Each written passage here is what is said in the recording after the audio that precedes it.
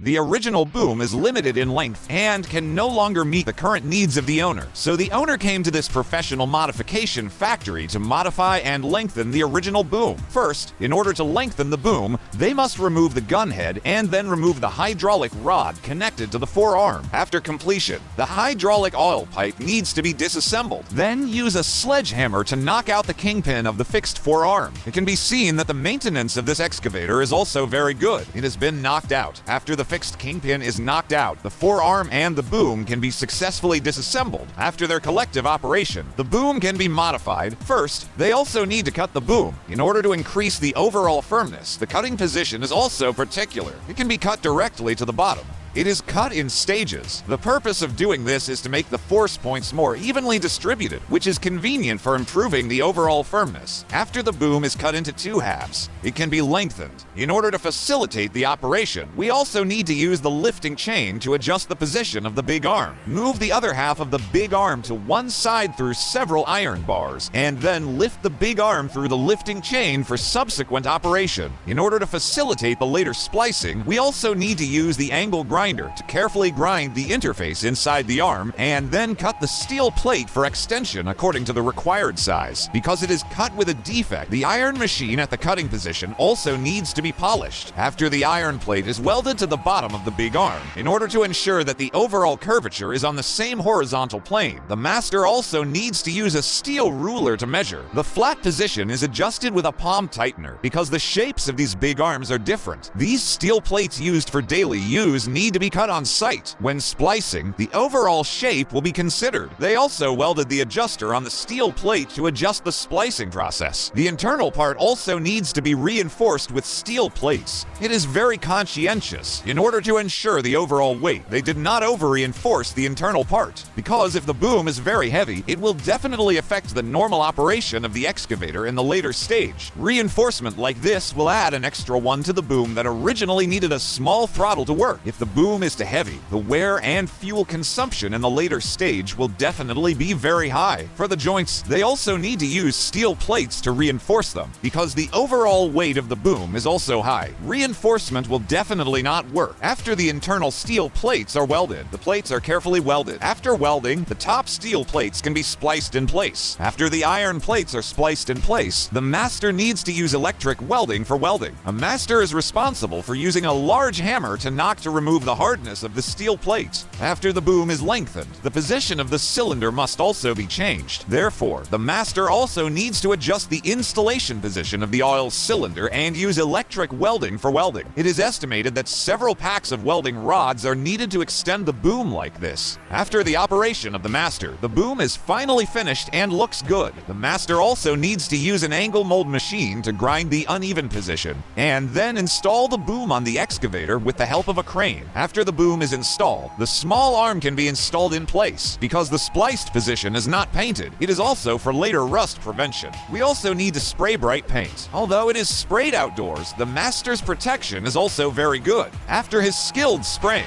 it is finally modified. It is estimated that the length is at least extended by 5 meters. How many rupees should be charged for such a modification?